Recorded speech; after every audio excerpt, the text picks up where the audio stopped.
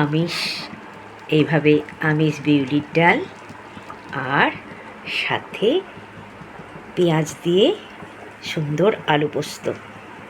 আর কিচ্ছু লাগবে না, তোমরা একবার করে দেখো এইভাবে।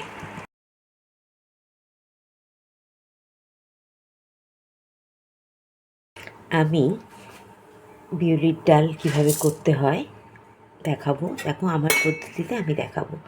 আমি প্রথমে বিউলির ডালটা একদম শুকনো কড়াতে একটু হালকা রোস্ট করে নিচ্ছি। খুব কড়া কিন্তু ভাজবো না, জাস্ট একটু কালার চেঞ্জ হলেই আমি বা একটা স্মেল আসবে হালকা, তখন আমি অফ করে দেবো গ্যাসটা। হালকা রোস্ট করার পরে আমি ভালো করে ঠান্ডা হতে ভালো করে টামিটাম কষলে কষলে ধুয়ে প্রেসারে সেদ্ধ করে নেব। আমি ভালো করে ধুয়ে দেখো ডালটা এভাবে ভিজিয়ে রাখলাম। এভাবে ভিজিয়ে রাখলে ডালটা সেদ্ধ হতে বেশি সময় লাগবে না।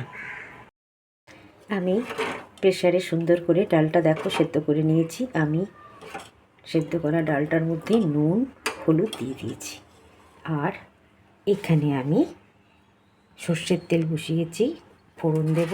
আর যেটা আমার লাগবে দেখো, আমি 8-10 কোয়া রসুন আর 2টো ছোটো পেঁয়াজ কুচি কুচি করে কেটে রেখেছি।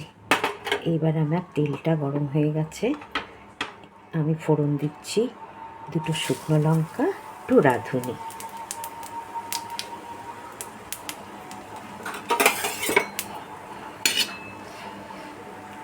শুকনো লঙ্কা রাঁধুনিটা সুন্দর করে ভাজা হয়ে গেলে, মানে পোড়া ভাজা নয় কিন্তু সুন্দর করে ভাজা হলে তার সুন্দর গন্ধ বেরোলেই আমি রসুন ফোড়ন দেব। এইটা আজকে আমি সাধারণত বিউলির ডাল নিরামিষ করে, কিন্তু আজ আমি আমিষ করছি। তোমরা এই আমিষটা করে দেখো, একঘেয়ে খাওয়ার থেকে এটা খেতে কিন্তু ভীষণ ভালো লাগে। আর এর সাথে একটু আলু সেদ্ধ বা আলু পোস্ত হলে তো কথাই নেই। আমি আজকে আলু পোস্ত করেছি। তা দেখো ফোড়নটা আমার ভাজা হয়ে গেছে। এবার আমি রসুন ফোড়ন দিলাম।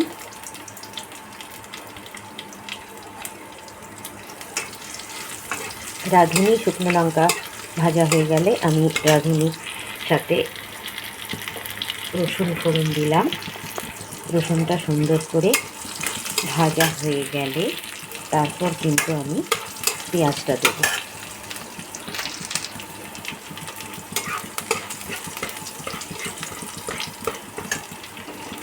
দেখো পেঁয়াজটা আমি দিয়ে দিলাম।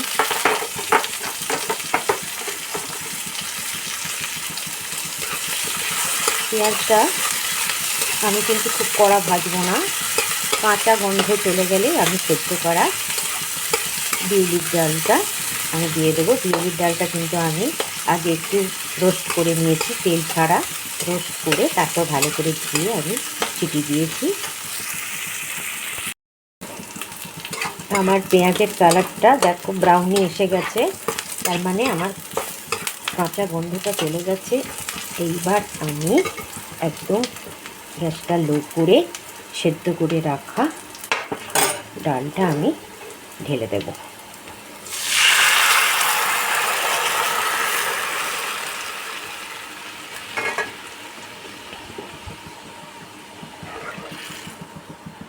নুনটা তোমরা দেখে নিও, আমিও নুনটা একটু দেখে নেব।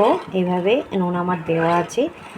এবার কিন্তু আমি একটু মিষ্টি দেব আর আরেকটা জিনিস দেব, দেখতে থাকো। আমার আমিষ বিউলির ডাল একদম শেষের পর্যায়ে দেখো ডালটা ফুটছে। ডালের পাতলা বা ঘন সেটা তোমাদের রুচি মতো করবে, তবে খুব ঘন এটা ভালো লাগে না, মোটামুটি মিডিয়াম ভালো লাগে। আমি এবার শেষে যেটা দেব দেখো, আমি 2 চামচ বড় চামচের চিনি দিলাম, কেননা এই চিনিটা না দিলে কিন্তু ডালটা খেতে একদমই খেতে ভালো লাগবে না। আর যেটা দেব আমি দেখো, আমি ধনেপাতা কুচি আর অল্প একটু আদা থেতো করে রেখেছি, বা ওই ঘষে নিয়েছি, গ্রেট করে নিয়েছি একদম ঘন করে, ঘন গ্রেটার দিয়ে।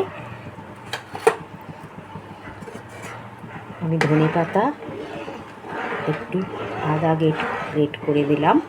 দেখো এটা খেতে কিন্তু গরম ভাতের সাথে ভীষণ ভীষণ ভালো লাগবে। তোমরা করে দেখো, এই আমিষ বিউলির ডাল ভীষণ ভালো খেতে লাগবে। আমার এক গরম গরম ভাতের সাথে এই ডাল ভীষণ মুখরোচক।